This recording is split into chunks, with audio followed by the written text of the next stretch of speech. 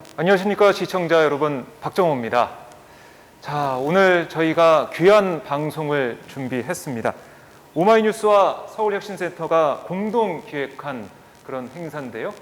2021 사회혁신 포럼 다시 서기 포스트 코로나 시대 시민이 만드는 일상 회복, 이 주제로 저희가 오늘부터 매주 목요일 3회에 걸쳐서 여러분께 도움이 되는 그런 순서를 마련했습니다.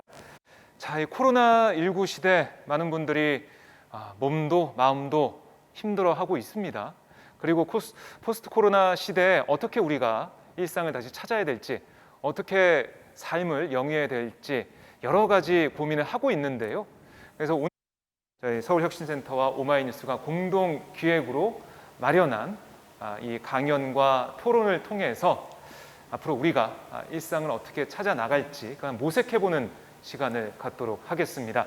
자, 오늘 저희가 첫 번째 시간이고요. 오늘 주제는 이 코로나 시대 건강에 대해서 말씀을 나눠보겠습니다. 먼저 오늘 함께 해주시는 분들 소개를 하고요. 저희가 본격적으로 시작을 해보도록 하겠습니다.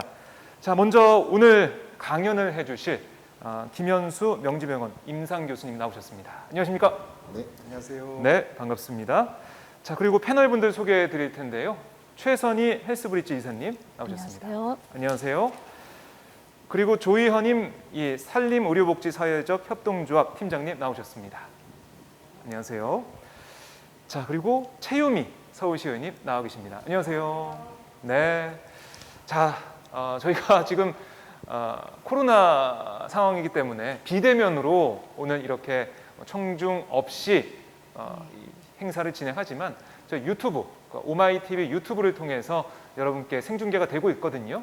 한번 보시면서 주위에 코로나 시대에 정신건강 위해서 꼭 봐야겠다, 좀 단체 이 카톡방에 좀 남겨주시고 많이 공유해 주시면 정말 좋은 시간이 될 것 같습니다. 자, 저희 이 지금 5명의 패널과 사회자들, 강연자가 나와 있는데 이렇게 아무도 없는 이 공간에서 이렇게 방송하는 것도 참 특별한 경험이다라는 생각이 듭니다. 근데 이게 또 일상이 되어가고 있는 상황인데요. 여러분들 보시면서 오늘 정신 건강에 대한 팁, 그리고 코로나 시대의 이런 우울한 감정이나 아니면 여러 가지 힘든 점들을 어떻게 극복해야 될지 한번 뜻깊게 들어보시는 것 좋을 것 같습니다. 자, 그럼 저희가 시작해 볼 텐데 먼저 여기 계신 저희 패널들과 강연자분 저 이렇게 함께 박수 치면서 시작해 볼까요? 네. 네, 좋습니다. 이렇게 그래도 이렇게 함께 모여서 이렇게 행사를 할 수 있다는 게 너무나 감사합니다. 자, 그럼 바로 주제로 들어가 보도록 하겠습니다. 오늘 강연을 맡아주신 김현수 우리 교수님께서 코로나 시대 건강, 그러니까 이 피폐해져가는 몸과 마음의 건강 어떻게 회복할 것인가, 이 주제로 강연을 준비하셨는데요. 이 강연 한 30분 정도 듣고 저희가 패널들의 토론을 이어가 보도록 하겠습니다. 네, 교수님 부탁드립니다. 네, 안녕하세요. 네, 정신건강의학과 전문의 김현수입니다. 네, 원활한 강의를 위해서 마스크를 저만 일단 벗고 시작하도록 하겠습니다. 네, 마스크만 벗어도 신선한 공기를 이렇게 맡을 수 있어서 너무 감사한 그런 시간입니다.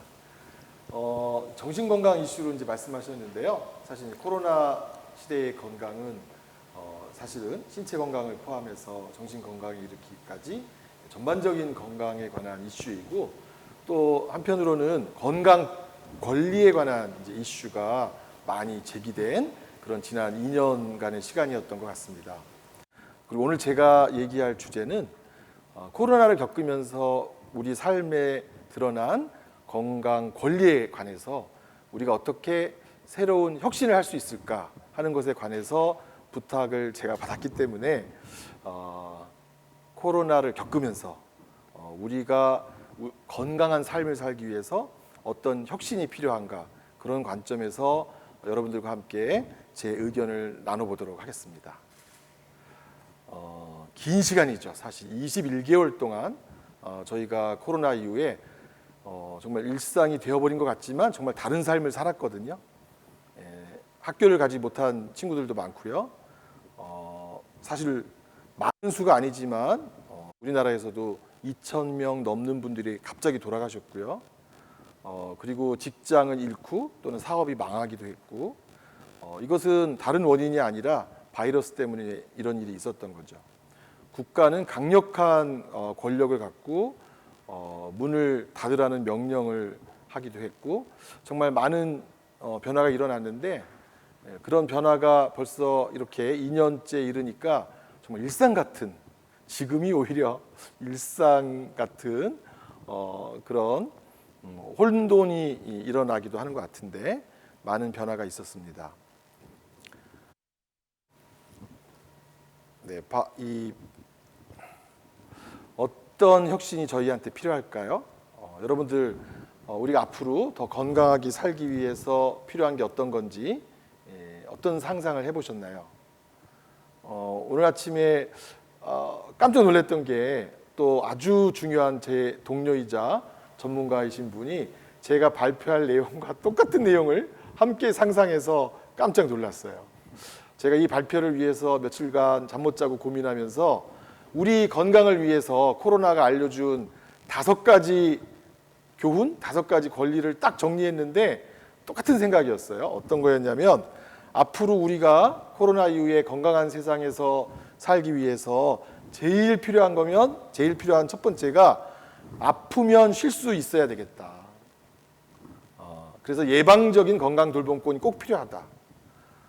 지금 우리 의사들 사이에 사실 걱정 아닌 걱정이 있는데요. 그게 뭐냐면, 너무 건강해졌다는 거예요, 사람들이. 한편으로 감기 걸리는 사람이 없어요. 감기로 환자를 돌보던 많은 의사들의 걱정이죠. 하지만 우리 국민들이 얼마나 철저하게 위생 수칙을 지키고 있는가를 보여주는 한 예인데요. 아파서 쉴 수 있는 조건만 국가가, 우리 사회가 보장된다면 우리 훨씬 더 건강하게 살 수 있을 것 같아요. 서울시는 그런 의미에서 유급 병가인가요? 그런 제도를 도입했던 적도 있었던 것 같은데, 제가 그 제도를 아주 잘은 모르지만 우리 의원님 아마 아실 수도 있을 것 같은데, 아프면 쉴 수 있는 사회, 코로나 이후에 꼭 그런 사회가 더 잘 이루어지기를 바랍니다. 또 두 번째, 코로나 시기에 우리가 알았던 것 중에 하나는 과로로 돌아가신 분들이 굉장히 많았고, 우리는 편히 쉴 수 있었지만 또 과로하는 사람들이 있었다는 거죠. 그리고 그 과로가 면역력을 악화시킬 뿐만이 아니라 우리가 이렇게 편히 사회적 거리두기를 하면서 지낼 수 있었던 것은 누군가의 과로 때문이었다는 거예요. 우리가 밤에 음식을 배달시키고 아침에 신선한 음식을 먹을 수 있었던 이유, 이 거리두기 속에서 일상이 가능했던 이유는 남몰래 새벽에 나와서 일했던 수많은 노동자, 또 배달 노동자, 또 일상을 가능케 하는 그런 분들의 과로 때문이었는데, 그 기초 속에서 우리가 살았는데요. 사실 제 의사 동료분들 중에서도 코로나 때문에 돌아가신 분들이 5분 이상이라고 저희가 알고 있고, 안타깝게 전공의도 이 코로나 중에 돌아가신 분들 계시고, 간호사분들 중에서도 이 코로나 속에서 과로로 인해서 직장을 떠난 분들이 많이 계세요. 그래서 코로나 이후에 새로운 건강사회에서는 아프면 쉴 수 있기도 해야 되겠지만, 그 누구도 과로하지 않는, 그래서 자기 건강을 악화시키면서, 어떤 분들은 과로 자살 이런 표현도 쓰는데, 과로하지 않는 사회를 만들어야 되겠다. 건강의 평등을 나누는 그런 사회가 됐으면 좋겠다. 이것도 코로나가 저희들에게 가져다주는 중요한 교훈이라고 생각합니다. 세 번째, 코로나가 준 여러 가지 우리의 상처 중에 하나가 심리적인 상처라는 거, 많은 사람들이 이제는 아실 수 있을 것 같아요. 왜냐하면 작년 중반기 이후부터 언론에 가장 많이 보도된 용어 중에, 저희가 검색에 노출된 단어 중에 정말 노출이 많았던 단어가 뭐냐? 그게 코로나 블루예요. 코로나 블루, 코로나 레드, 코로나 블랙. 사실 다른 나라에서는 거의 쓰지 않는 용어인데요. 그만큼 우리나라에서 코로나로 인해서 사람들이 우울해지거나 죽거나 화내거나 하는 것을 정말 걱정했다는 소리죠. 다행히 전체 국민의 자살은 증가하지 않았지만 10대, 20대 젊은 사람들의 자살은 증가하고 자살 시도도 증가했다는 아픈 그런 뉴스는 아마 많이 들으셨을 것 같아요. 그러면서 정부가 청년들의 심리 바우처를 늘리겠다 이런 대책도 발표하기도 했고, 우리가 청소년들의 그런 자살이나 자살 시도도 좀 더 잘 보살피자 이런 선언은 하고 있지만 사실 실천을 아직 잘 하고 있지는 못하는 것 같습니다. 하지만 이런 감염 재난, 몸만 아픈 게 아니라 마음도 아프다, 마음도 큰 충격을 받는다. 사회적 거리두기를 할 때 우리가 아마 여러 번 외쳤던 것 같아요. 그리고 물리적 거리두기로 바꾸자. 사회적 거리두기라는 용어가 불편하다. 그런 얘기하면서 몸은 멀어지지만 마음까지는 멀어지지 않았으면 좋겠다. 그런 얘기 많이 했지만 결론은 사실 마음도 멀어진 경우가 진짜 많았던 것 같아요. 제가 진료했던 어떤 분들 중에는 특히 노인분들은 굉장히 장기간 동안 백신이 나오기 전까지 정말 자녀를 보지 못해서 자녀의 목소리를 환청으로 들었다, 이런 안타까운 그런 얘기도 들었는데, 굉장히 긴 시간 동안 우리가 외롭게 지냈고 그 외로움이 여러 사람들의 마음에 상처가 되고 외로움과 우울, 그래서 그 마음도 돌봐야 하는, 마음도 돌보는 사회가 되어야 되겠다 하는 것도 이 코로나 이후에 새로운 건강한 사회의 중요한 이슈가 아닌가 생각이 됩니다. 그리고 또 네 번째로 제가 먼저 결론처럼 제안하고 싶은 것은, 사실 우리나라가 코로나 직전에 아동수당이 그래도 정부가 채택을 했더라고요. 그런데 정말 아쉽게 전체 아동에게 주는 게 아니라 우리나라 재난지원금 주듯이, 정말 주기 싫은데 억지로 주듯이 7세까지 한 달에 10만 원. 우리 법에 나오는 아동 전부에게가 아니라 18세까지 다 주는 게 아니라 7세까지만 한 달에 10만 원씩 주는 그런 아동 수당인데요. 사실 이전에 이런 감염 재단이나 사회적 거리두기나 록다운을 해봤던 경험이 있는 나라들의 연구 결과에 따르면 아동 수당의 지급에 따라 아동 삶의 질이나 이 재난에 따른 심리 정서적 충격, 하다못해 성적이나 여가 시간의 질이 굉장히 달랐다고 해요. 아동 수당을 충분히 지급했던 나라들의 아이들은 재난 이후에 훨씬 더 적응을 잘했고 재난에 따른 결핍이 없었다고 합니다. 반면 아동 수당이 없었던 나라 또는 그 지역의 아이들은 훨씬 더 비참한 결핍과 결손을 갖고 살았다고 해요.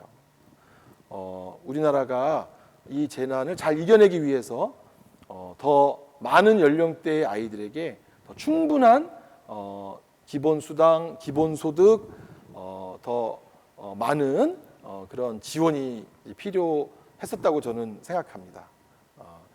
원격 수업을 할 때 자녀 셋만 돼도 벌써 노트북이 부족하다, 태블릿이 부족하다, 공부할 공간이 부족하다라는 얘기가 나왔는데, 이런 경우에도 사실 이런 것을 잘 갖춰서 공부를 하려면 지원이 필요했었다라는 그런 가족들의 얘기를 제가 듣기도 했는데, 이런 아동수당의 증액 및 또 더 평등한 사회로 가기 위한 기본소득, 그리고 어르신을 위한 그런 수당의 증액, 이런 것도 코로나가 우리에게 알려준 또 중요한 건강사회로 나가기 위한 하나의 교훈이 아니었나 생각합니다.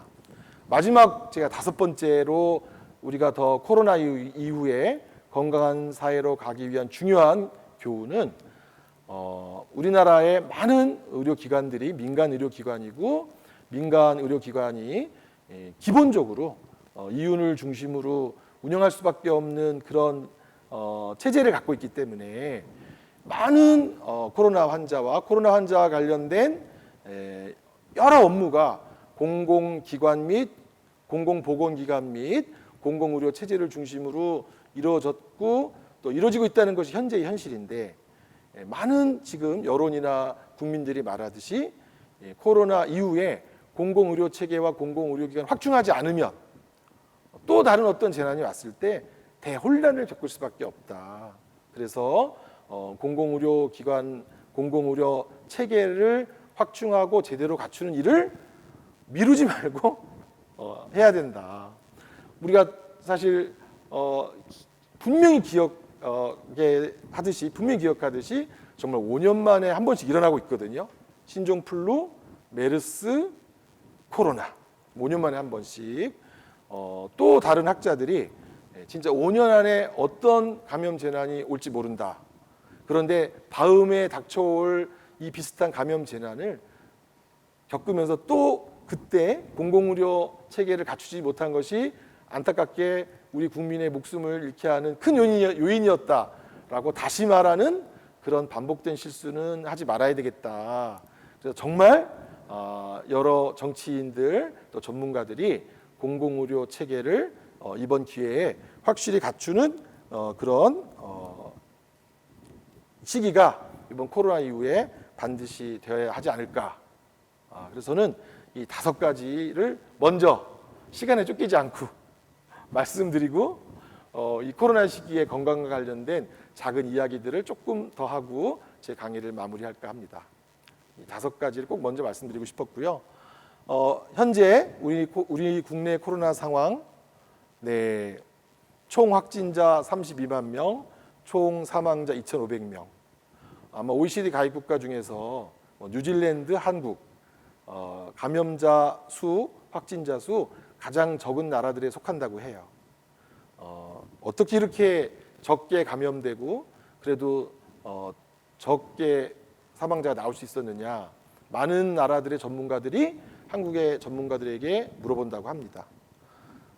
가장 힘들고 창피하고 지성인들이 반성하고 있는 나라가 미국이라고 해요. 미국은 4,400만 명이 감염됐대요. 좀 있으면 아마 5천만 명 될 거라고 해요. 거의 우리 국민에 가까운 그 많은 사람들이 감염자가 되었고요.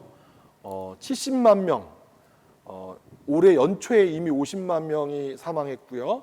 2021년에만 20만 명이 지금 누적 사망자로 돼서 아마 스페인 독감보다도 많이 1918년에 스페인 독감 때보다 많이 사망하는 그런 정말 역사적으로 되게 1920년대 수준의 감염보다도 못 막았다.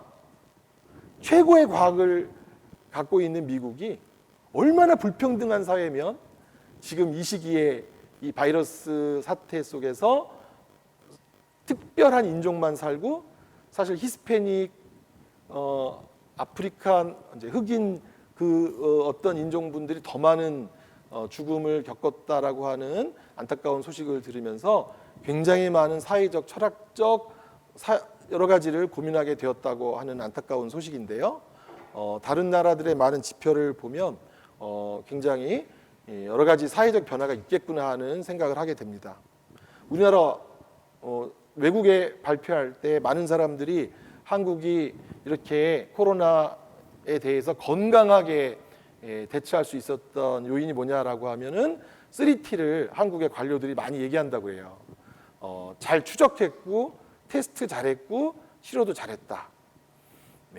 이 배경에는 정말 시민들의 참여와 또 보건 관료들의 어떤 헌신도 있었다고 생각하고요. 많은 의료 노동자들과 또 일선 보건소의 공무원들의 헌신이 있었다고 하는 것은 사실입니다. 하지만 그 이면에는 요즘 사회적 거리두기를 다른 말로 차별적 거리두기였다라고 많이 표현하는 것 같아요. 대기업 중심으로 살아남고 중소상공인은 죽어야만 했던 이런 대기업 중심의 거리두기와 과로 노동자들의 사망, 국민 불평등의 심화 속에서 K방역은 가난해져서 사실은 많은 국민들이 스스로를 지키기 위해서 애썼지만 불평등은 심화되는 그런 상태 속에서 건강에 관한 시민들의 이슈만 하더라도 인권과 관련된 이슈 처음에 너무 지독하게 개인들의 사생활을 침해하는 그런 추적이 있었고요.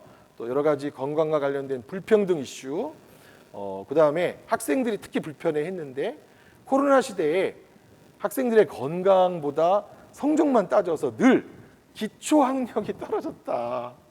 여기에 집착하는 언론 행태와 어른들의 행태에 관해서 학생들이 정말 분개했다. 이런 이야기도 있었고 건강을 위한 공적 돌봄 체계가 정말 다시 우리가 리뷰를 해야 된다. 이런 얘기도 있었고요.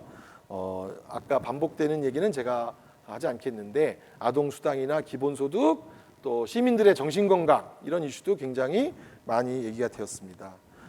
전 세계적으로 코로나 시대의 어떤 이 파동은 뭐 첫 번째 파동 아주 중증 환자가 나오고 대규모 감염이 생기는 첫 번째 파동 그리고 뭐 두 번째 이제 이 만성화되는 시기 이 시기가 지나면 이제 코로나의 후유증 아마 이제 위드 코로나와 함께 우리 사회도 여러 코로나의 후유증을 치유해야만 하는 아마 그런 시기로 진입을 곧 들어갈 것 같은데요.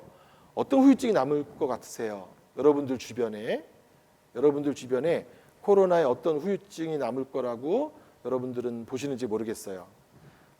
코로나 제너레이션, 청년 세대의 후유증, 청소년들의 후유증, 또 돌아가신 다행히 우리나라는 이제 많이 돌아가지 않았지만 아마 서양 사회에서는 그 코로나로 인해 발생한 아까 보셨지만 70만 세대, 70만 가족 그 후유증이 엄청날 거라고 생각하는 것 같아요.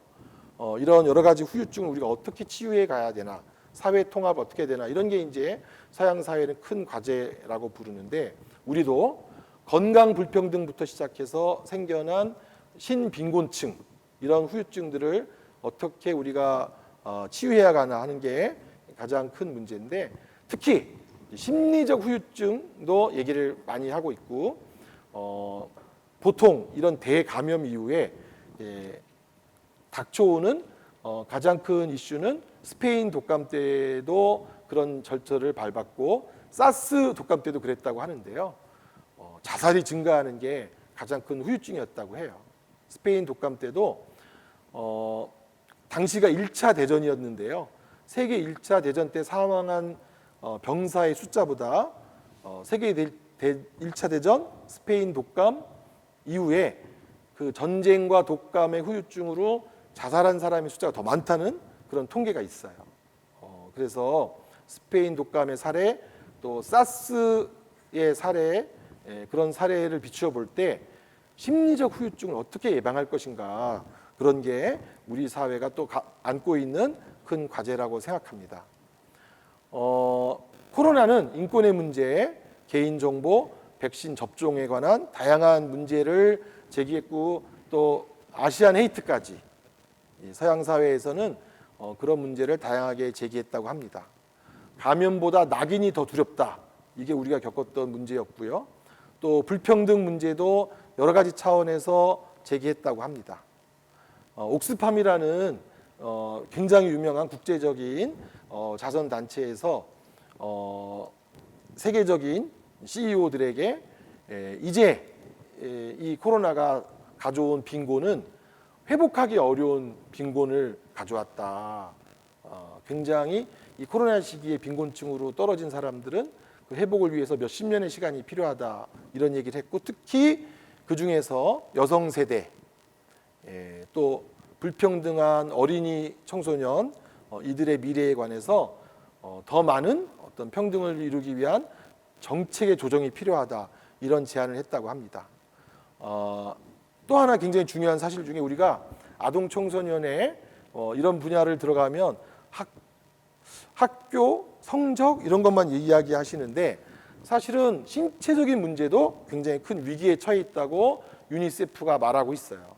유니세프라는 아동 권리를 주장하고 아동의 문화적 권리를 주장하는 국제 아동 단체에서 가장 걱정하는 것 몇 가지 중에 하나가 뭐냐면 아동들의 신체적 변화 중에서 굶주린 아동도 있지만 동시에 비만해진 아동도 굉장히 많다는 거거든요. 우리나라 아동들도 작년 2020년 여름에 정말 국가가 개국한 이래 가장 뚱뚱해졌다는 것 같아요. 학교를 가지 않고 신체적 이동이 없고 스크린 타임이 증가하면서 비만 아동이 전체적으로 증가해서 기초 학력의 문제가 아니다, 기초 체증의 문제다, 이런 우스갯소리를 했는데 사실 이게 우스갯소리가 아니었어요. 그래서 지금 체중의 문제를 포함한 체력의 문제, 이것도 사실은 포괄적으로 우리가 알고 있어야 될 그런 건강의 문제고, 어떤 아이들은 비만의 악순환에 빠져서 이게 심리적인 문제로까지 확장되고 있다. 이것도 꼭 우리가 이해하게 될 문제고요. 또 영국을 중심으로 사실 작년에 태어난 아기들도 굉장히 우리가 잘 돌봐야 된다. 코로나 시기에 햇볕도 제대로 보지 못하고 확대 가족과 교류도 하지 못하고 또 독박 육아하면서 아주 힘들었던 산모들, 이 산모들이 아동과 애착을 이루지 못할 가능성이 높다. 또 미국에서는 작년 코로나 시기에 태어난 아기들, 올해 태어난 아기들이 아주 러프하게 측정한 측면이 많지만 지능이 더 낮다. 이런 걸 발표하면서 아동 애착의 문제도 우리가 신경을 써야 된다. 아동의 건강, 사실 어른들의 건강은 우리가 많이 얘기하지만 아기의 건강, 유아의 건강은 또 얘기를 못했던 것 같아요. 왜냐하면 이들은 자신의 건강을 주장하지 못하기 때문이죠. 이들의 문제도 우리가 신경을 써야 되고, 또 사실 작년에 라면 형제 사건 한 건으로만 우리가 알고 있지만 코로나 이후에 여러 가지 방임과 방치로 인해서 이전보다 끼니를 거르고 있는 아이들이 훨씬 더 많다. 이런 것도 우리가 알고 넘어가야 될 중요한 사안인 것 같습니다. 정신건강적 측면에서 세계의 석학들이 모여서 정말 우리가 아동 청소년들이 코로나 시기를 거치면서 중요하게 다뤄야 될 아젠다들이 8가지가 있다. 이런 걸 정했는데요. 우울과 자살, 출생과 애착, 학교 적응, 외로움과 정신건강, 중독의 증가, 아동학대의 증가, 또 특히 이제 장애가 있는 청소년들과 그 가족들, 많은 공공 청소년 돌봄, 장애 돌봄 기관들이 문을 닫으면서 특별히 경제적 활동을 하던 장애 부모님들이 힘들었고, 사실 우리나라에서도 그 장애 부모님들 중에서 정말 극단적 선택을 한 부모님들이 4분 이상 되는 그런 소식들이 전해왔는데, 또 굉장히 안타까운 소식들이었고요. 또 굶주림, 이런 여러 가지 복합적인 이 시기에 아동 청소년의 문제, 이런 것을 포괄적으로 대응하고 관심을 기울이는 것들이 필요하지 않았나, 그런 생각을 하고 있습니다. 그리고 젊은 여성들이 자살 시도 및 자살이 증가했다는 거, 9월 27일 날 통계청의 발표에서도 나왔지만 청소년들이 아주 힘들어했다는 거. 반면 우리나라가 굉장히 또 K 방역뿐만이 아니라 심리적인 영역에서 대처를 또 초보적이지만 아주 잘했다는 평가를 받은 것도 있었는데요.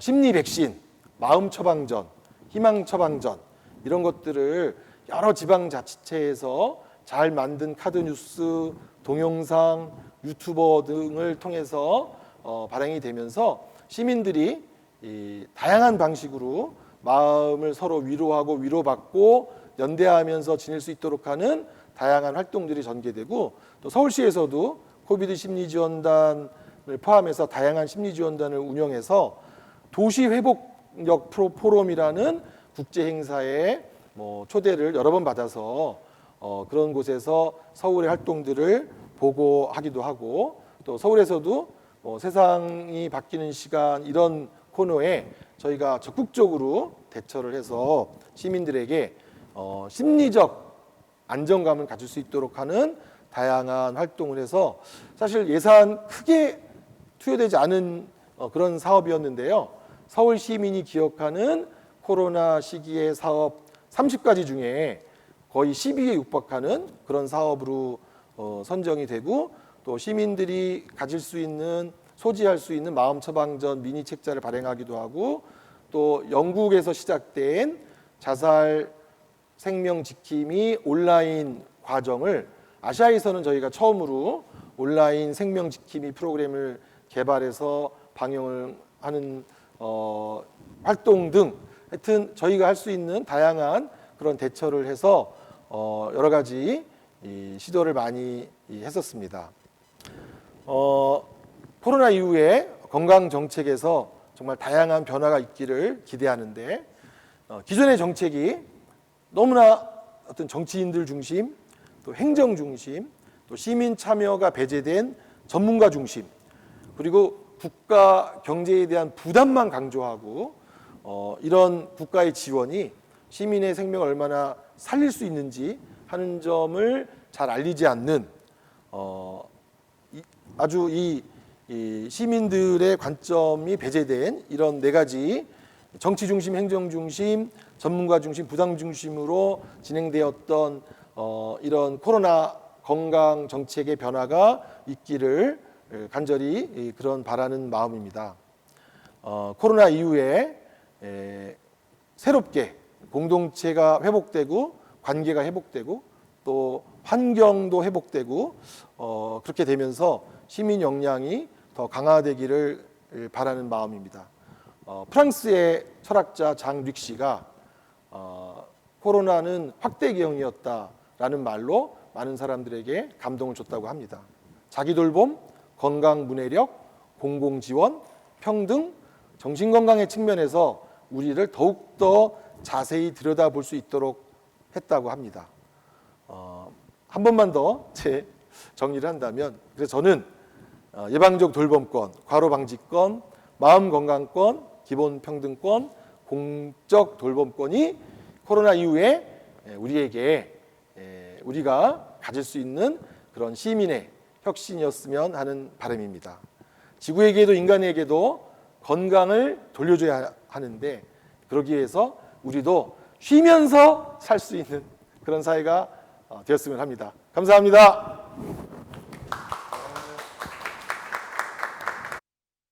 말씀 잘 들었습니다. 저희가 미처 생각하지 못했던 그런 이게 정신 건강에 대한 얘기를 들으면서 맞아, 이런 것도 있었지, 또 이렇게 해야 되겠다라는 생각도 하게 되는데요. 정말 아프면 쉴 수 있는 사회, 과로하지 않고 살 수 있는 사회, 마음도 돌보는 사회, 건강에 도움되는 기본 평등권을 확보해야 되고 확대해야 되고 공공 의료를 또 확충해야 되는 그런 부분들, 우리가 이제 앞으로 잘 만들어가야 되는 그런 사회가 아닌가라는 생각이 들고요. 자, 김현수 교수님의 말씀 정말 잘 들었고요. 이어서 저희가 오늘 이제 준비한 패널들의 발표도 진행이 되겠는데요. 오늘 이 강연과 패널들의 이 목소리 들으신 다음에 궁금하신 거 있으면 어려워하지 마시고 저희 채팅창에 남겨주세요. 그럼 제가 보고 대신 질문을 드리도록 하겠습니다. 자, 패널 발표 첫 순서 최선희 이사님께 마이크를 드리겠습니다. 자, 지금부터 시작해 주십시오. 네, 반갑습니다. 저는 헬스브릿지의 최선희라고 합니다. 네, 저희는 건강 약자를 위한 건강 주치 서비스를 제공하고 있는 헬스케어 기업입니다. 그래서 저희가 코로나 시기에 여러 가지 사례들을 많이 경험을 하면서 그런 사례를 공유를 해드리고, 그러면서 앞으로 더 나은 서비스를 위해서 공기가 좋네요. 마스크를 벗으니까. 네. 더 나은 서비스를 위해서 어떤 부분을 같이 모색해 갈 건지 좀 제안도 드리고 싶고 해서 말씀을 드리겠습니다. 네, 건강 약자는 소득의 불평등, 그다음에 정보 접근 능력의 차이에 따라서 본인들이 스스로에게 부여된 건강할 권리를 누리지 못하는 분들을 말하는 사회적 그룹이고요. 사실 이제 소득이라든지 학력에서 좀 하위 그룹을 의미하는 것도 사실 현실이기도 합니다. 그래서 우리는 이분들이 스스로 건강 관리를 하도록 도와드려야 되고, 스스로 건강한 상태에서 사회적인 참여를 하고 소득을 증대시키고 본인의 삶의 질을 높이기 위해서 노력할 수 있도록 저희가 도와야 되거든요. 그래서 저희는 헬스브릿지는 이들을 스스로 건강 관리를 할 수 있도록 도와드리는 건강 주치 서비스를 제공하는 소셜 벤처 기업이면서 동시에 사회적 역할을 수행하는 예비 사회적 기업이라고 말씀드릴 수 있겠습니다.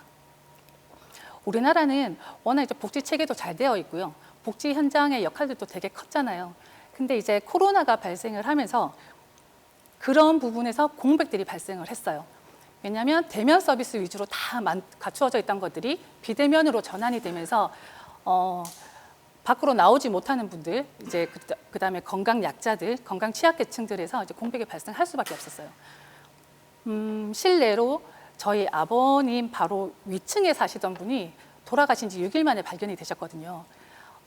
식사 지원 서비스를 받고 계셨어요. 근데 문 앞에 가방을 걸어놓고 가시고, 그 다음날 걸린 가방을 찾아가시고, 이런 과정에서 명절을 맞이하면서 6일 만에 발견이 되신 경우가 있었거든요.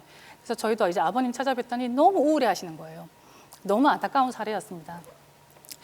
이렇게 보건기관이라든지 여러 가지 복지기관들이 아까 말씀하셨듯이 문을 닫았고 서비스가 축소되거나 중단이 되면서 이분들이 그대로 노출될 수밖에 없었거든요.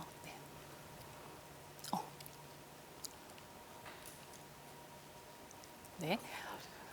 실제로 이제 보건복지부 빅데이터를 보면 고령자이면서 만성 질환을 가지신 분들, 그다음에 이제 농사를 짓고 계시는 분들의 개인 의료 비용이 저만큼 크게 발생한다는 걸 알 수 있습니다. 반면에 강남에 계신 고소득자분들은 상대적으로 차이가 너무 많이 날 만큼 얼마 발생하지 않아요. 왜냐하면 스스로 계속 예방적인 관리를 하고 계시고 관리를 계속 받고 계시기 때문에 의료 비용이 이제 그렇게 발생하지 않거든요. 이는 곧 소득의 차이가 건강의 격차를 만들어내는 결과라고 생각을 하실 수 있겠습니다. 고소득자들의 경우에는 의사 선생님들과의 친분도 있으실 거고, 그다음에 많은 정보들을 접하실 거예요. 그래서 이분들은 스스로 예방적인 관리를 계속 잘 하실 수가 있지만 저소득 계층에 계신 분들은 정보도 작죠. 그다음에 병원에 한번 가시기도 쉽지 않아요. 그런 상태에서 만성 질환들을 복합적으로 가지고 계신 경우가 너무 많고, 그러다 보니까 약물 복용은 엄청 많이 되잖아요. 근데 또 다른 문제가 발생을 했을 때 이게 약물 때문에 다시 이게 발생을 한 건지 아니면 본인이 노화에 의한 결과인지도 알지도 못한 상태에서 또다시 다른 약물을 추가로 더 드셔야 되는 상황들이 계속 반복이 되고 있습니다. 그리고 몸의 건강뿐만 아니라 지금 코로나 때문에 이제 마음의 건강도 아까 말씀하셨는데요. 사실 심리 건강권 저는 너무 와닿거든요. 저희 회원들은 이제 스마트워치를 다들 착용하고 계세요. 그래서 이분들의 기본적인 라이프로그, 그다음에 혈압 혈당이라든지 워치는 안 되죠. 그 혈압 관리라든지 그다음에 심전도, HRV라고 스트레스 지수, 그다음에 수면 패턴 이런 것들을 저희가 실시간으로 계속 모니터링을 하고 있어요. 그리고 그런 이제 스트레스 지수라든지 여러 가지들이 코로나 이전보다는 확실히 지금 상태가 저희가 관리를 해드리는데도 스스로 이제 좀 관리가 잘 안 되시면서 이제 어려운 부분들이 있고, 그다음에 실제 저희가 이제 광진에 계신 한 650분 정도의 이제 이분들을 대상으로 심리 건강 평가를 했었거든요. 하다 보니까 생각보다 많은 수치에서 지수들이 많이 높았었고요. 특히 돌봄 노인들의 경우에는 우울, 불안, 스트레스 지수가 엄청 높은 걸 알 수 있었습니다. 당연한 것 같아요. 나가지 마라 하니까 집 안에만 계시죠. 정보는 약하죠. 백신 맞는 것도 지금 두려워서 백신조차도 쉽지 않아요. 그런 상태에서 이분들이 심지어는 집에 오시는 요양보호사분들한테 이렇게 말씀하신다 하더라고요. 나는 집 안에만 있으니 당신들이 감염의 매개체가 될 거다. 돌아다니지 마라. 이렇게 말씀들을 하신대요. 그러니까 이분들의 이런 불안, 스트레스, 우울 증상이 높은 거는 그대로 요양보호사분들한테도 전가가 되고 있는 거거든요. 그래서 이분들의 심리적인 부분이 케어가 되지 않으면 지금 사실 여러 가지 사회 문제들이 많이 발생을 하고 있잖아요. 그래서 심리 건강권을 진짜 많이 확대를 해서 적극적으로 개입을 해야 된다고 생각을 합니다. 저 한번 마셔도 될까요?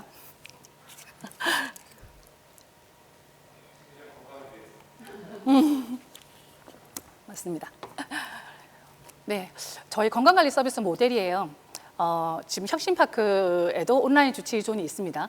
저희 운동센터를 만들었고 여기 오시는 분들이 운동을 하시면 이분들한테 저희가 건강관리하는 앱을 깔아드려요. 그럼 그 앱에 혈압, 혈당, 그다음에 본인이 약 드시는 정보들, 그리고 워치를 통해서 받는 모든 정보들, 모든 데이터들이 다 모이게 되고 그거를 저희가 통합지원센터에서 간호사, 영양사, 임상심리사, 그다음에 운동처방사 이런 전문 인력들이 항시 대기하고 있으면서 실시간으로 모니터링을 해드리거든요. 근데 이런 서비스를 저희가 지금 4년째 지금 하고 있는데요.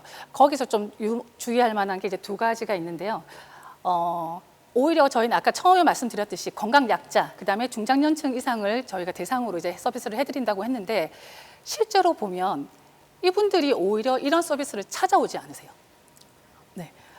왜냐하면 이분들은 만성 질환에 노출되어 있는 것들, 고령 그리고 무관심한 부분들, 본인의 삶의 고통이나 질환으로 인한 통증이나 고통들을 그냥 그대로 삶의 일부로 받아들이시는 것 같아요. 거기에 아까 코로나로 인한 그 설문 결과처럼 본인이 스트레스, 불안, 우울 지수가 높다 보니까 누군가 적극적으로 개입하지 않으면 이분들은 움직이지 않더라는 거예요. 오히려 저희가 이제 서울 지역에 여러 군데 센터들이 있는데 이 중에 오히려 소득이 조금 높으신 분들이, 학력이 높으신 분들이 더 적극적으로 본인들을 관리하고 계신다는 거였거든요. 그래서 반드시 이분들이 활동하실 수 있도록 계속 적극적인 개입을 해주셔야 된다는 거. 그 다음에 이제 지자체들의 인식.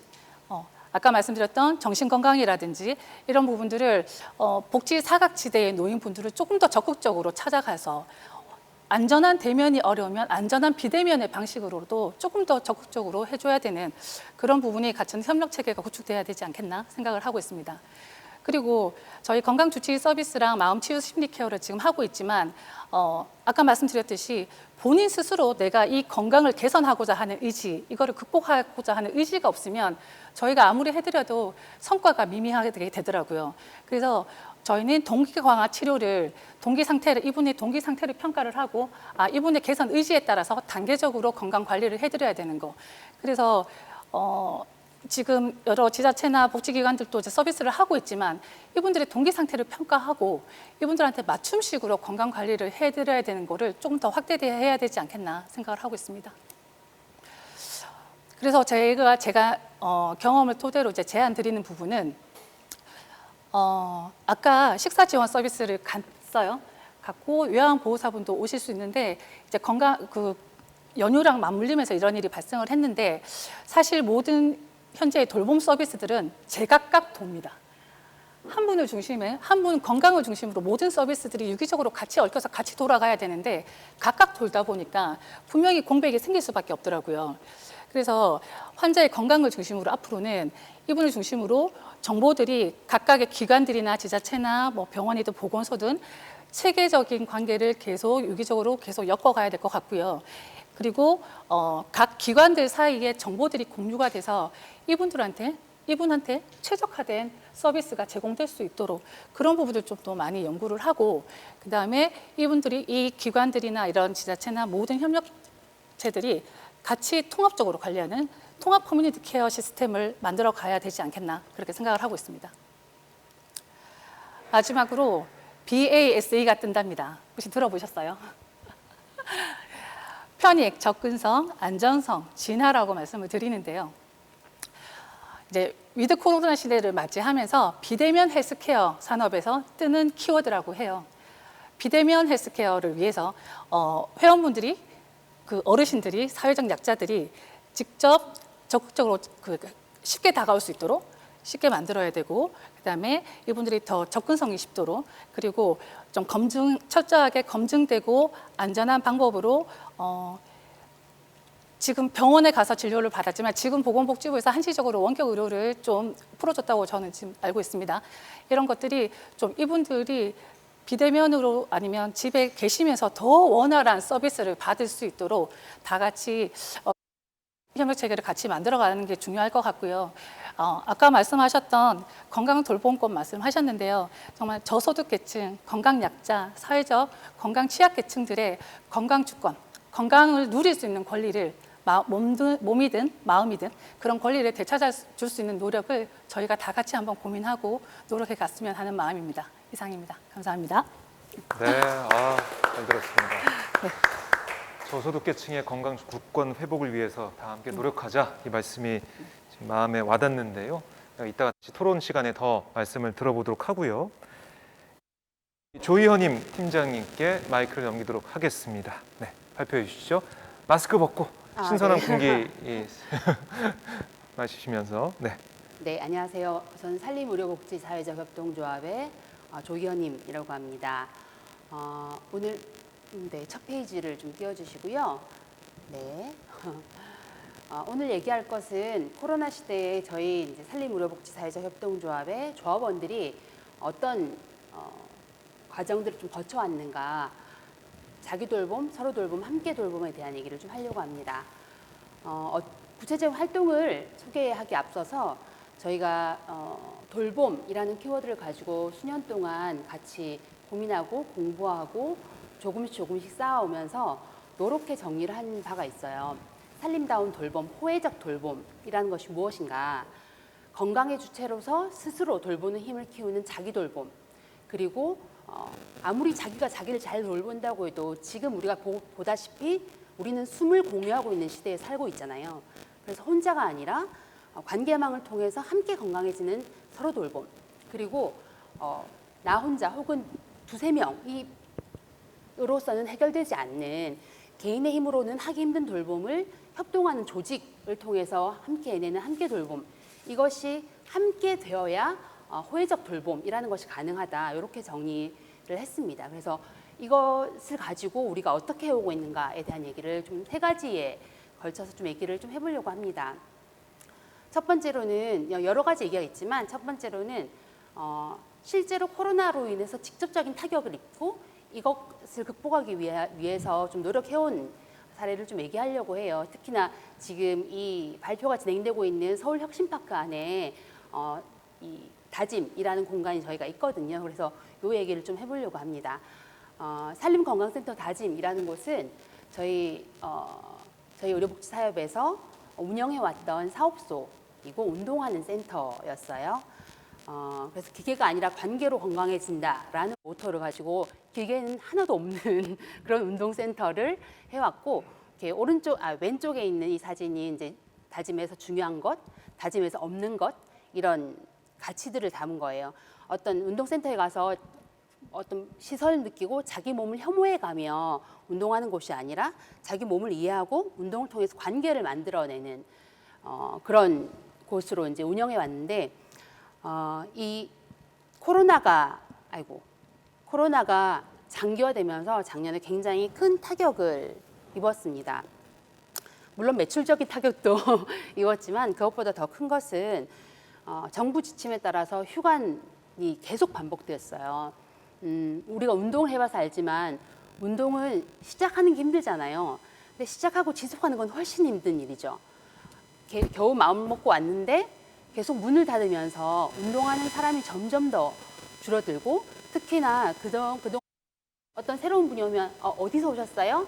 다짐이 다른 곳이랑 좀 다른 거 아세요? 이렇게 하면서 말을 걸어주시던 조합원들이 이 사람이 누군지도 알 수 없고 마스크를 쓰고 서로 말을 하는 순간 서로에게 민폐가 되는 그런 상황에 이르면서 서로 관계를 통해서, 기계가 아니라 관계를 통해 건강해진다라는 가치라는 것을 지켜가기 어렵게 되었다라는 판단을 하였습니다.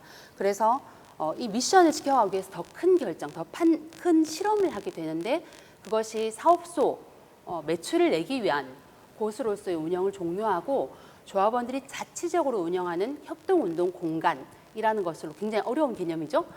그렇게 전환을 하기로 결정을 합니다.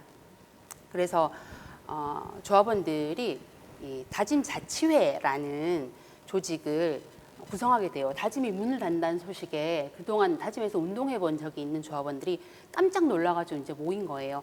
이대로 되겠냐? 우리가 어떻게 운동을 해오고 관계를 쌓아온 곳인데 이렇게 둘 수는 없다.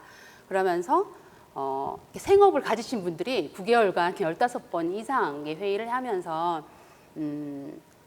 건강 거점 다짐이라는 명칭으로 바꾸고, 여기를 거점으로 삼아서 같이 운동하고 같이 관계를 쌓고 같이 건강해지는 그런 공간으로 기능할 수 있도록 우리가 어떻게든 해보자라고 마음을 먹게 됩니다. 그래서 이제 여기 보시다시피 관계로 건강해지고 협동으로 운동하는 그런 공간으로 만들게 됩니다. 말이 쉬워서 이런 사실 어떤 가치를 표방하는 것은 쉽지만 그걸 실천하는 것은 훨씬 어려운 일이죠.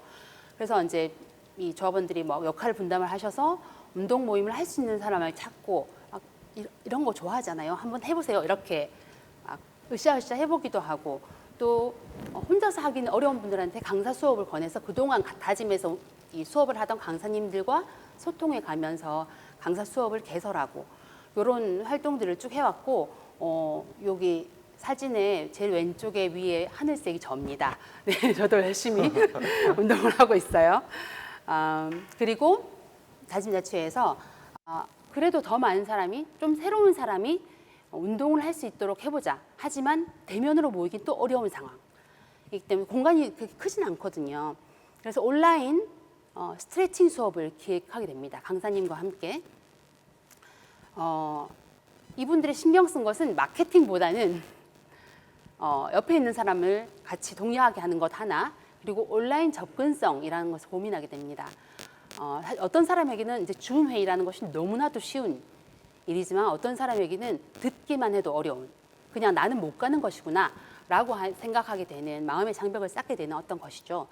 그래서 혹시 접근을 못하는 사람이 있을까 봐 밑에 보면 우리는 그런 사이니까 라고 빨간색으로 돼 있는데, 이것을 접속하기 어려우신 분들은 저희가 도와드릴 테니까 그 전날 리허설에 함께 오세요. 이렇게 해서 또 많은 분들이 오진 않았지만 2분 정도 와서 그렇게 가르쳐 드리면서 같이 스트레칭 수업을 몇 차례에 걸쳐서 하게 됩니다. 그리고 이 공간의 특징은 그러니까 보통은 자원활동이라고 하고 저희는 노동의 협동이라고 하는데, 이 공간을 이용하는 사람은 무조건 이것을 해야 돼요. 자기 어떤 이 건강을 위해서 만들어낸 공간을 누군가는 차리기만 하고 누군가는 누리기만 하는 사람이 없도록 이 공간의 주체, 건강의 주체가 되도록 하기 위해서 아까 자기 돌봄, 서로 돌봄, 함께 돌봄을 얘기를 했잖아요. 그것을 위해서 공간마저도 이제 함께 돌봄을 해야 된다라는 원칙을 가지고 매달 이렇게 함께 이제 대청소를 하고 운동 앞뒤로 청소를 하고 이런 과정들을 가지고 있습니다. 그리고 이제 이 다짐에서, 근데 사실 다짐에서는 이제 그래서 좀 그 전보다 또 운동하시는 분들도 많아지고 이렇게 했는데 7, 8월 지면서 사실 4단계가 굉장히 오래 지속되고 있잖아요. 운동하시는 분들 줄어들고 운동 모임도 다시 줄어들고 강사 수업도 줄어들고 그렇게 점점 다시 위축되는 과정들에 있었고, 이대로는 안 되겠다라는 이제 위기의식을 가지고 이런 제목으로 사회적 거리두기 4단계 대응 응급 처방이라는 제목으로 일주일 동안 그러니까 화목 아침, 저녁, 그리고 토요일 아침, 저녁 이런 식으로 해서 1시간 동안 운동하는 그 수업 같은 것을 개설합니다. 그래서 그것을 6주간 했어요. 대단하죠. 출근하시기 전에 하고. 그러고 나서 이제 이것을 종료하고 나서는 그래도 계속 됐으면 좋겠다. 그래서 연장전으로 지금은 일주일에 2번 아침에 계속 하고 있습니다. 개인적으로 위축되지만 이것을 함께 동호해서 내가 건강의 주체가 북돋아서 함께 운동하는 과정들을 만들어가고 있습니다. 2번째로는 건강돌봄 자원활동이라는 것을 만들어 오고 있는데요. 저희가 이제 통합돌봄으로 살림에서 사업하고 있는 크게 큰 3가지 기조는 이렇게입니다. 있는 제도는 활용하고 없는 제도는 새롭게 제안하고 제도 바깥에서라도 필요한 것은 우리 힘으로 만들자라고 해서 그 3번째 제도 바깥에서라도 우리 힘으로 만들자라고 하는 것 중에 하나가 서로 돌봄 카페라는 것을 하고 있습니다. 매주 토요일에 한 4시간 정도 운영하고 있고, 치매 어르신과 보호자가 쉬어갈 수 있는 곳, 그러니까 어디를 치매 어르신을 모시고 어디 갈 수가 없다, 갈 데도 없다, 마음 편히 차 한잔 할 수가 없다 라는 얘기들을 듣고 이런 것을 이제 직접 조합원들이 일주일에 한 번씩 운영을 하게 됐어요. 그래서 이것을 꾸준히 이제 하고 있고, 오시면 치매 어르신과 보호자를 사실 따로 활동단이 만나서 같이 시간을 보냅니다. 어떻게든 좀 휴식을 제공하기 위해서. 그리고 작년에 코로나가 그 제2차 대유행을 할 때 이런 문의를 해왔어요. 이번 추석에도 문이 여나요? 그런데 사실 작년에 기억하시겠지만 코로나 터지고 제일 먼저 문을 닫은 곳이 공공기관, 공공공간이었고 제일 늦게 연 곳이 그런 공간이었습니다. 그래서 저희가 추석 때도 이것을 열면서 그렇게 해오고 있습니다. 그리고 이제 그래서 없는 제도는 새롭게 제안하자라고 한 것이 산림 케어 B&B라는 것인데, 이것은 이제 자세한 것은 한번 찾아보시면 될 것 같고, 병원에서 퇴원했지만 집으로는 아직 돌아가기 어려운 단계에 있는 분들이 재활과 회복을 통해서 집으로 더 안전하게 복귀하게 돕는 그런 단기 입주형 재활주택인데요. 여기를 만들기 위해서 서울시 시민 참여 예산을 하는데 사람들의 투표를 독려하는 활동을 조합원들이 하시고, 그리고 이것이 잘 안 알려지는 것이 너무 안타까워 하시면서 조합원들이 여기저기 서울 시내 곳곳에 포스터를 붙이시고 그리고 관절 가동 운동 아까 서로 돌봄 카페라는 곳에서 하시던 관절 가동 운동을 하셔가지고 여기 와서 이제 일주일에 한 번씩 이것도 하고 있습니다. 그리고 새로 이제 데이케어 센터 이런 곳들이나 혹은 방문 의료 이런 것을 하고 있는데 여기에서도 조합원들이 이렇게 사실은 저희가 그런 돌봄 사업소를 만들면 조합원들이 굉장히 많은 자원 활동을 하시려고 준비하고 있었어요. 근데 지금은 그런 요양시설에는 들어갈 수 없는 방역 지침이 있어요. 그래서 그렇게 만날 수는 없지만 뭔가를 하겠다. 그렇게 하면서 이제 해나가고 있고 또 관절 가동 운동이라는 것을 그런 뭐 어르신들 대상뿐만 아니라 조합원들이 함께 이것을 꾸준히 함으로써 좀 몸과 마음의 건강을 돌보는 활동을 하고 있습니다. 마지막으로 시간이 조금 됐는데요. 마지막으로 한 가지 더 얘기를 드리면 작년에 저희가 이런 것을 하였습니다. 안심하고 나이 들고 싶은 마을을 위해서 출자금 10억, 노동협동 1만 시간 함께 모으자라고 해서 건물을 사자라고 결정을 하고 이것을 위해서 출자금이라는 것을 모았습니다. 코로나인데? 라고 의문을 제기하고 안 하는 것이 좋지 않을까라는 얘기들도 많았는데요. 일단 결정을 만장일치로 하고 그리고 출자 캠페인이라는 걸 했습니다. 의원에 오시는 분들께 권하고 3,000명의 조합원들에게 전화를 하고 그리고 출자를 하시게 되는 분들에게 감사 선물로 마스크를 만들고 또 그렇게 하면서 이제 많은 분들이 출자를 함께 참여하셨어요. 그래서 결과적으로는 3,000명의 조합원 중에 3분의 1인 1,000명이 넘는 조합원께서 출자를 참여하셨습니다. 그리고 원래 10억을 예상하였는데 12억 원을 모으게 됩니다. 사실 되게 기적적인 일이고 사실 그전에는 코로나가 준 깊은 고립감이 있었습니다. 저희 조합원들도. 혼자서는 안 되는데 혹시라도 같이 하면 같이 될까? 어떨까? 라고 의문을 제기하면서 불안해하면서 시작했는데 결국 우리가 건물주가 되었다라는 큰 기쁨을 가지게 되고 이것이 이런 말씀 해주셨어요. 건물을 사는데 힘을 합쳤던 순간 금액의 문제가 아니라 다들 하고 싶다, 할 수 있을 것 같아 라고 말한 그때가 너무 기억에 납니다. 그리고 감히 가능할까 생각했던 것이 혼자는 안 되는데 같이 하니까 되더라 라는 얘기를 해주신 거예요. 그래서 혼자가 아니라는 감각, 성취감, 내가 그 건물에 어떤 벽돌 하나를 쌓았다라는 자기 효능감, 그리고 어떻게 하면 될 수도 있겠다라는 변화 가능성에 대한 기대감, 이런 것들을 이제 만들어 오는 과정에 있다라고 생각이 들고요. 제일 처음에 얘기했던 것을 마지막으로 정리하면 이렇게 자기 돌봄, 서로 돌봄, 함께 돌봄을 위해서 조금씩 만들어가는 걸 위해서 이것을 통해서 무엇을 하고 싶은가라는 것을 저희는 건강자치력이라는 이름으로 얘기를 하고 있습니다. 자기가 건강의 주체가 되고 서로의 건강을 돌보고 그래서 함께 함으로써 뭔가를 이루어낼 수 있는 그런 과정들을 만들어 가고 있고 더 만들어 가려고 노력하고 있습니다. 네, 이상입니다. 네, 잘 들었습니다. 협동의 힘이 참 대단하다라는 생각이 드네요. 또 희망을 볼 수 있는 그런 사례였다고 생각이 됩니다. 자, 이제 패널 마지막 발표인데요.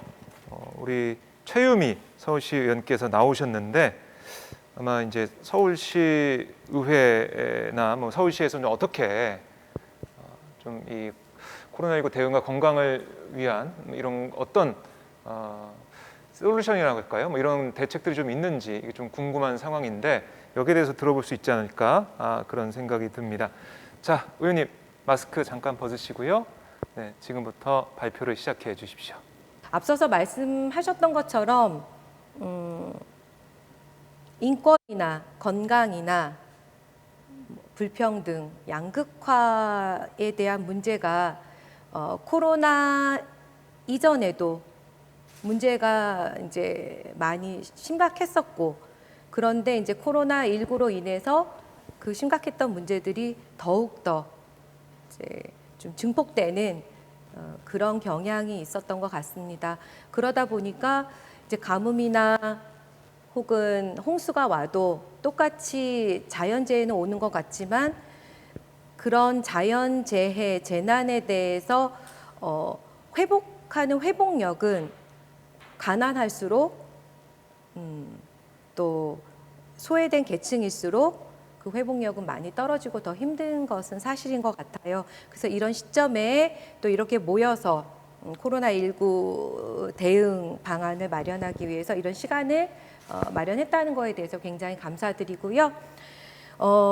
저는 서울시 의원이니까 서울시가 코로나19 대응을 위해서 어떻게 보건복지 정책을 펼쳐나가는지에 대해서 저희 상임위 소관은 아니기 때문에 간략하게 말씀을 드릴 거고요. 그리고 저희 지역에서 또 자랑할 만한 우리 동네 그 로컬랩, 함께 걸음 로컬랩 동네 발전소의 역할에 대해서 활동 사례를 좀 자랑하고 싶어서 이 자리에 나왔습니다. 우선 서울시에서는 감염병 위기 대응 역량 강화를 위해서 치료 인프라 구축에 힘을 쓰고 있고요. 그리고 또 감염병 대응 인력을 역량 강화를 위한 지원을 아끼고 있지 않습니다. 그리고 코로나19 확산 방지를 위해서 검사 역량도 강화하고 있고 그로 인해서 지역사회로 전파되는 것을 최대한 차단하기 위한 노력을 하고 있습니다.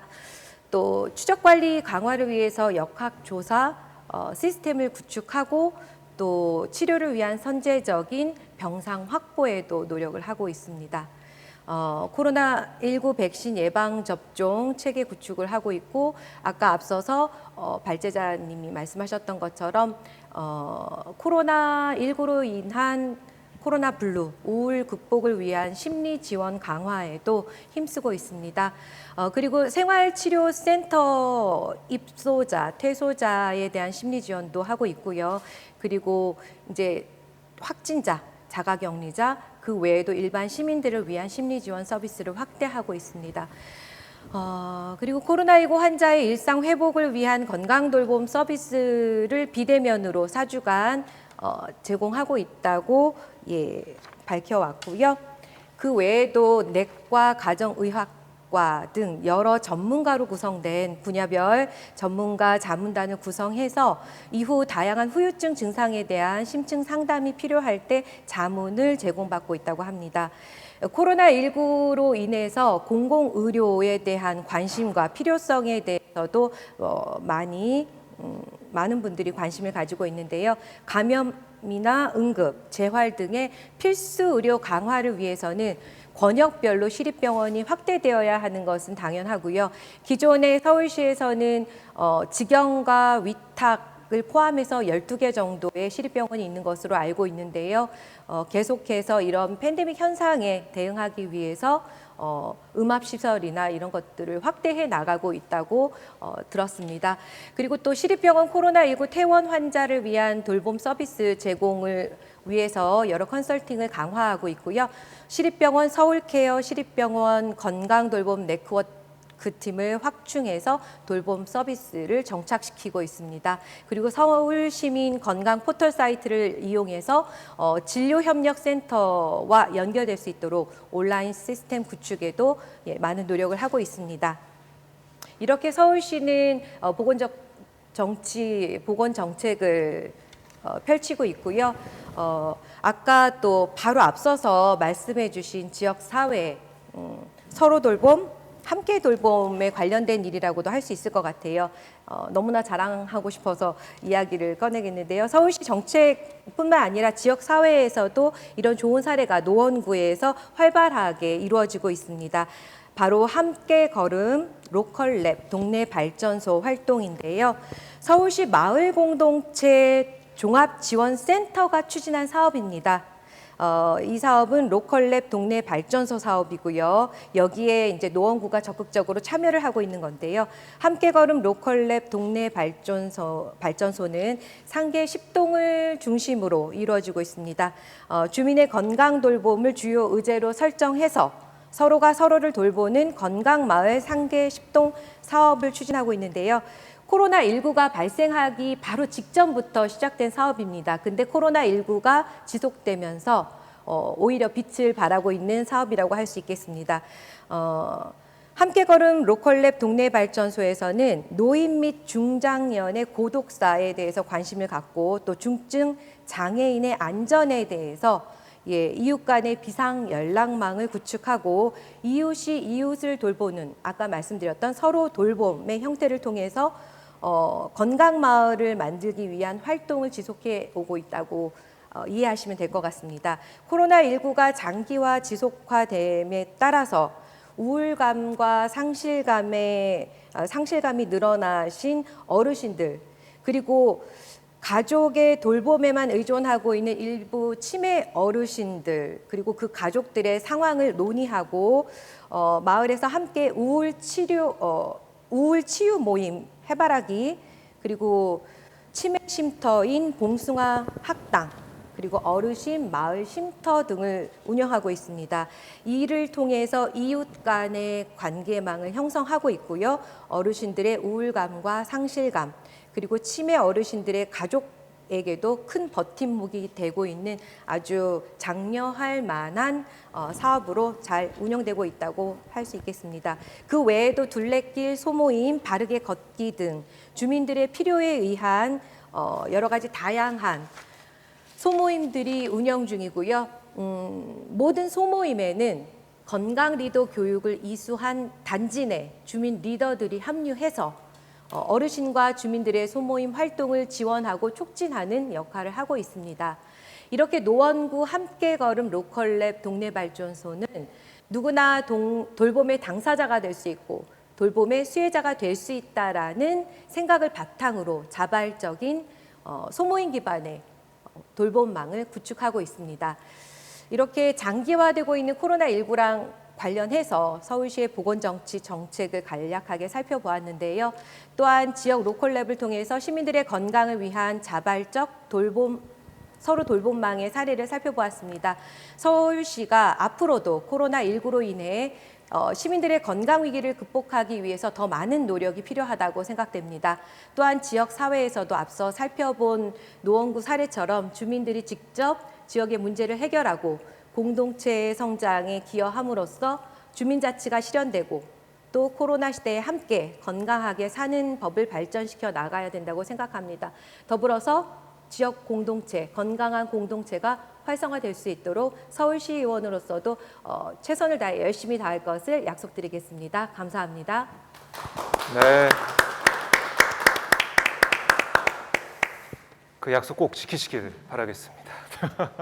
네. 당연히 지키실 거라고 생각을 하고요. 자, 패널들의 발표를 쭉 들어봤는데 우리 김현수 교수님 어떻게 들으셨는지 한번 좀 아니면은 발전 방향 좀 듣고 싶습니다. 서울시 우리 의원님 말씀 들으면서 네, 마스크 벗고 말씀하셔도 네. 되겠습니다. 예. 네. 서울시 전체의 노력도 있지만 네. 또 이렇게 노원구 한 구마다 저렇게 알찬 시민들의 자치적인 노력이 있었기 때문에 또 서울이 더 안전한 곳이 될 수 있지 않았나 생각하고 저렇게 구차원의 주민조직뿐만이 아니라 또 이제 협동조합, 이 산림협동조합과 같은 그런 협동조합들의 창의적인 노력도 오늘 저 들으면서 네. 굉장히 많은 또 영감을 받는 것 같고요.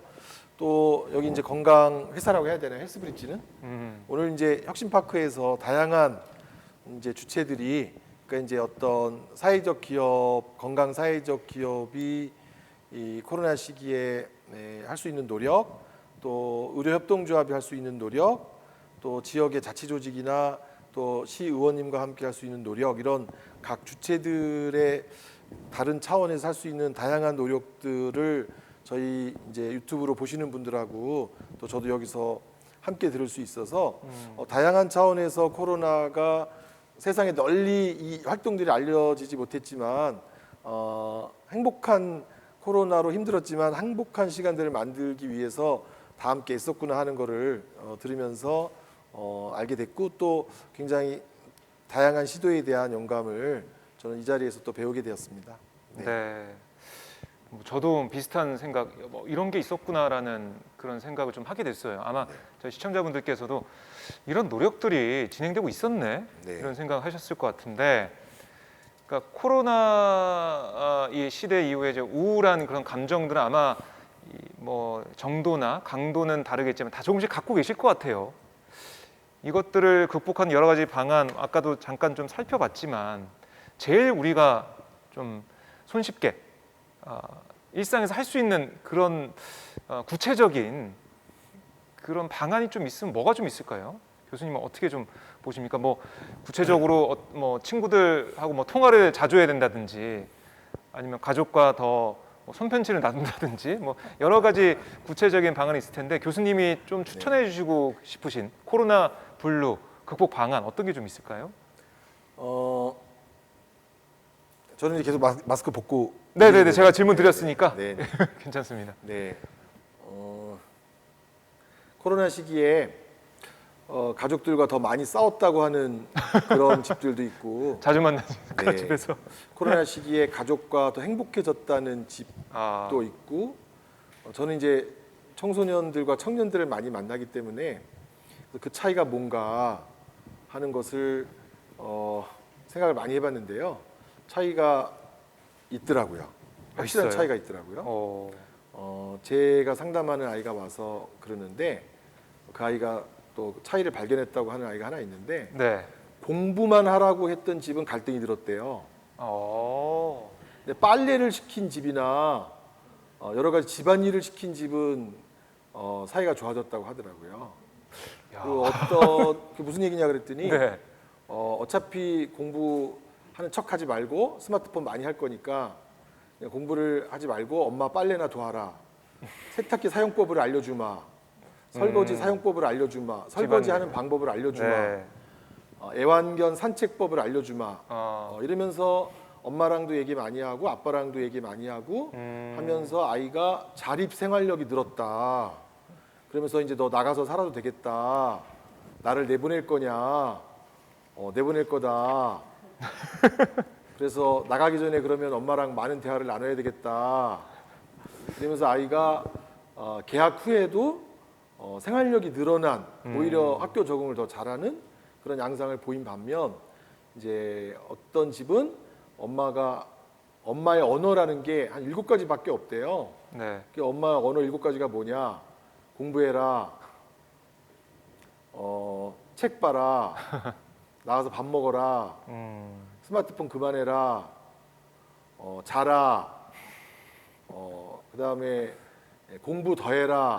다른 책 봐라. 뭐 이런 얘기밖에 없어서 계속 엄마랑 싸우고 지내면서 관계만 악화되고 또 그러다가 친구 만나러 나간다고 그러면 이제 요번에 코로나를 겪으면서 아이들이 큰 외로움을 느끼면서 친구의 소중함이 정말 자기가 생각했던 것보다 더 크다 이런 네. 거를 알게 되었고 친구가 정말 필요하다 이런 걸 알게 되었는데 아까 뭐 여기 서로 돌봄, 함께 돌봄 할 때도 사실 그런 우리 이웃과 커뮤니티 지역사회 이웃이 정말 중요하잖아요. 네. 그런 이제 많은 부모님들이 이제 어떤 연령대 이상의 부모님들이 아주 전형적으로 하는 자녀들에 대한 비난이 있는데 친구 문제에 관해서 이 시간에 나가서 친구를 만나면 친구가 돈을 주냐 밥을 주냐 그래서 아이들이 엄마한테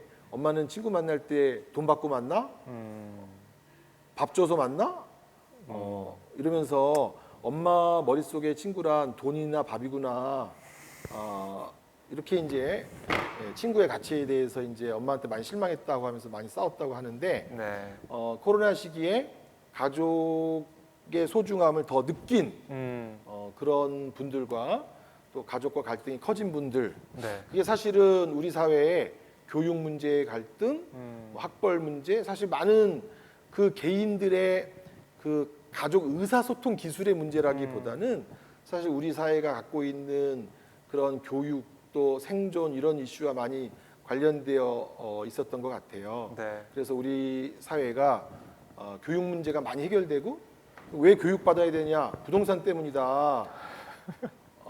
뭐 사실 그래서 너 이 정도 학벌 가지고 집이나 한 칸 얻을 줄 알아? 뭐 이래서 네.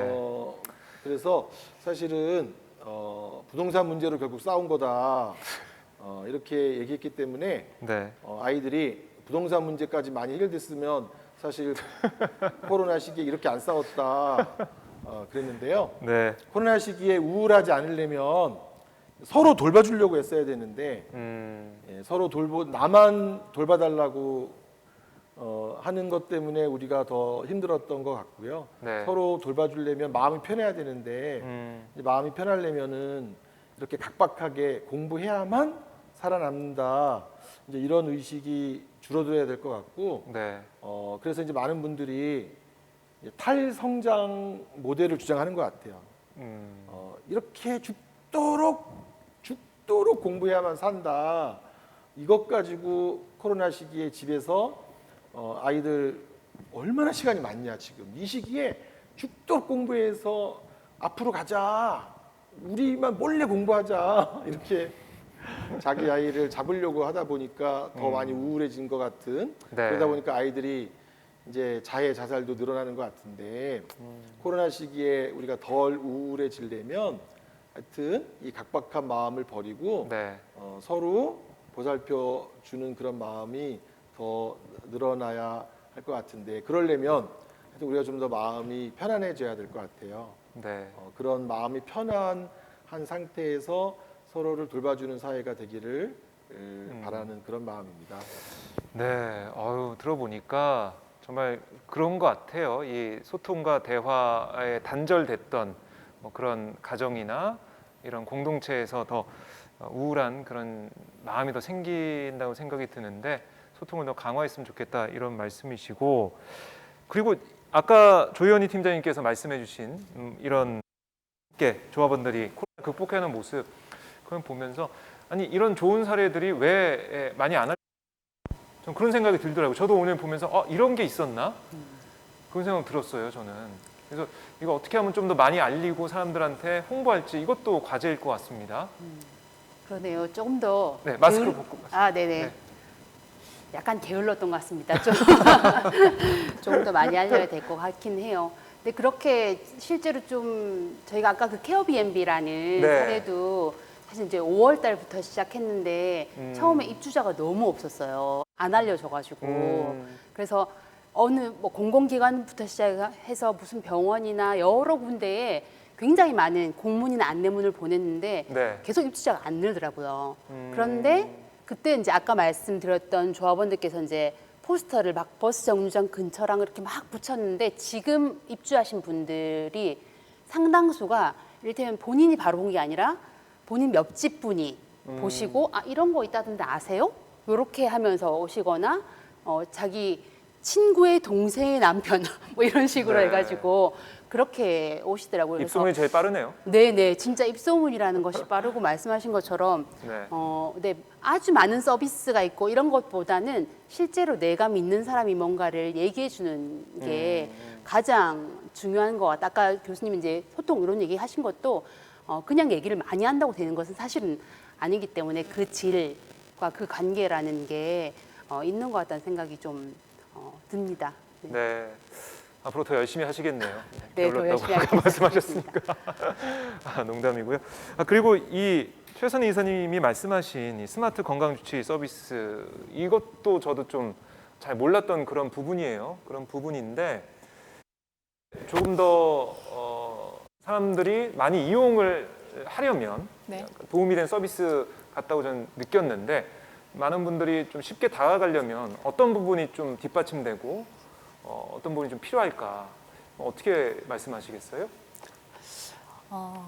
일반 젊은 분들은 일반 헬스장을 가실 때 옷을 갖춰 입고 신발을 사 신고 모든 걸 갖춘 상태로 가시잖아요. 네. 근데 이제 그거는 좀 이제 한계가 있는 이제 젊은 분들 중심으로 이제 그런 거고 이제 어르신들이 이제 건강 약자들이 그다음에 저소득계층들이 누구나 드나들 수 있는 공간으로 사실 저희는 만들고 싶어요. 동네 마트 가듯이 슬리퍼 끌고 와서 건강 한번 챙겨서 가실 수 있는 그러면서 주변의 다른 이웃들 몰랐던 이웃들을 이 공간 안에서 만나게 하고 그러고 싶고요. 서대문에 있던 운동센터는 동네 사랑방이 된 거예요, 원래.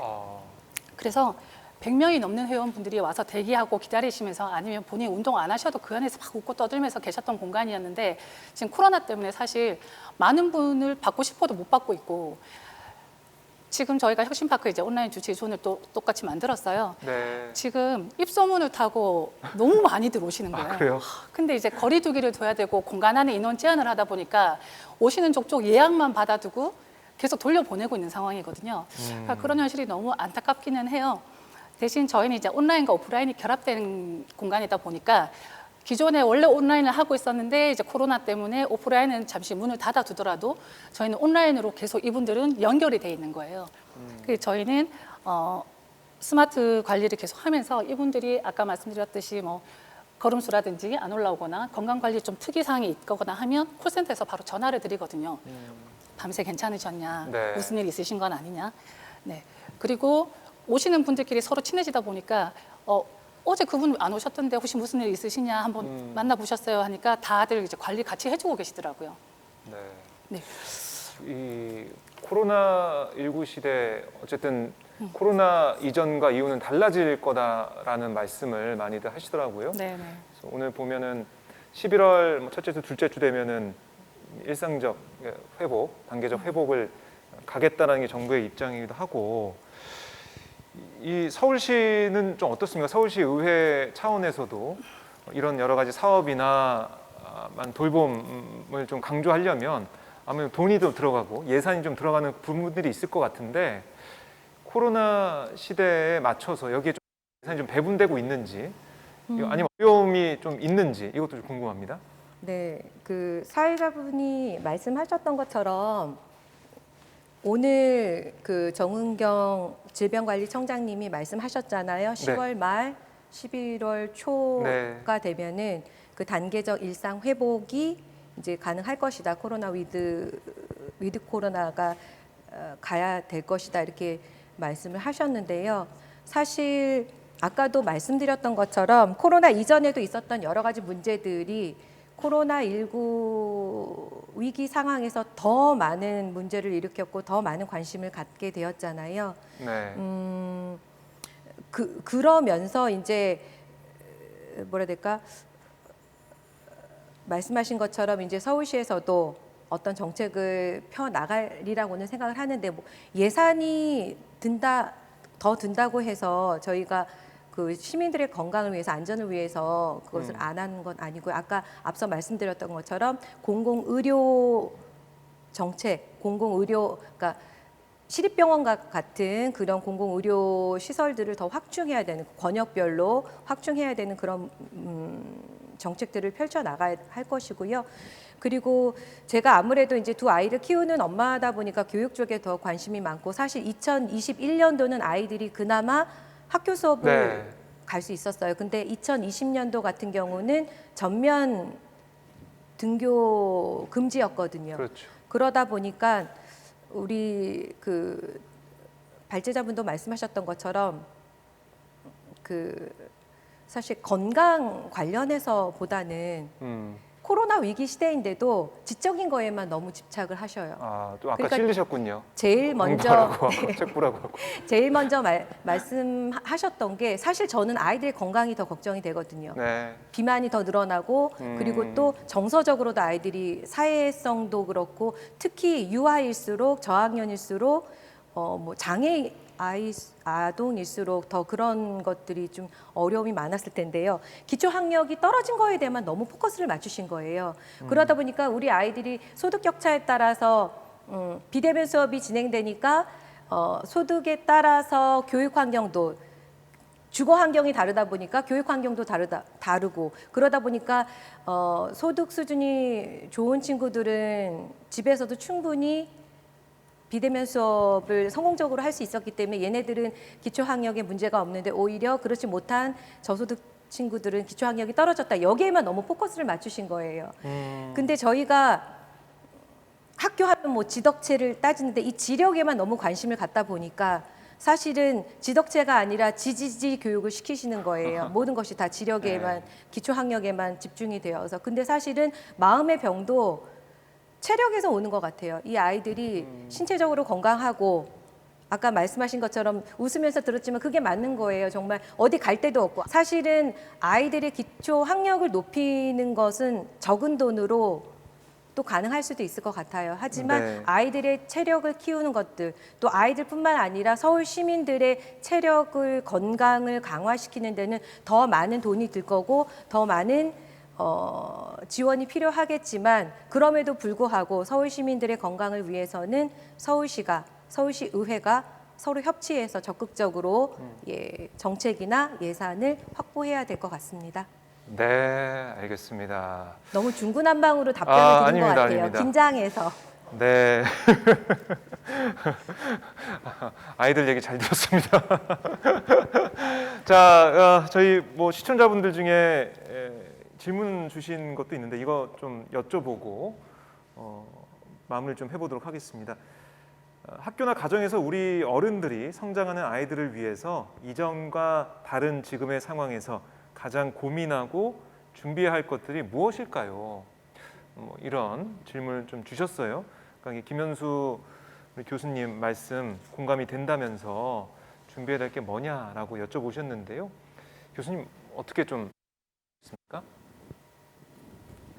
네, 좀 전에 뭐 우리 의원님도 말씀하셨지만 신체적, 정서적, 사회적, 인지적 발달, 이렇게 포괄적인 측면에서 지난 코로나 2년의 기간 동안 아이들이 잃었던 것을 네. 이제 회복하도록 이제 돕는 데에 이제 균형 있게 회복하도록 돕는 게 중요한 것 같아요. 그 미국 질병관리청에서도 아동의 회복을 촉구하는 프로그램을 이미 시작을 했는데 그 5가지 영역에서 회복을 선언했더라고요. 하나가 건강, 또 하나가 당연히 학습, 그 다음에 안전, 그 다음에 저희가 생각하지 못했던 건데 일상적으로 네.